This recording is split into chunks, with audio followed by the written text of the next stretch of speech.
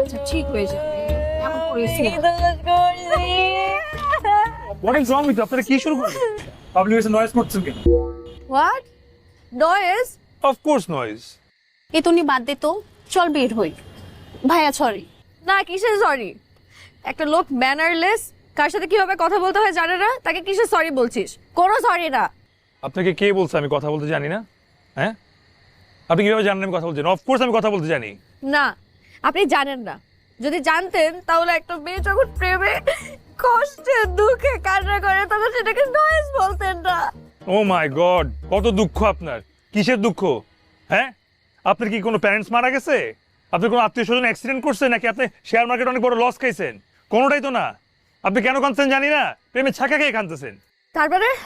আপনি আড়ি পেতে আমাদের কথা শুনছিলেন আরই পারতে হবে কেন যেভাবে চিল্লা চিল্লে কান্নাকাটি করতেছেন এই রেস্টুরেন্টে সবাই জেনে গেছে যে আপনি ছাকা খাইছেন তো আবার প্রেমের মতো একটা ফালতু বিষয় নেই প্রেমের মতন পবিত্র একটা বিষয় এটাকে আপনার ফালতু মনে হয় হ্যাঁ, অবশ্যই শুধু ফালতু না থু মনে হয় প্রেম বলতে পৃথিবীতে কিছু নাই প্রেম ডাজন্ট এক্সিস্ট আপনি একটা গারল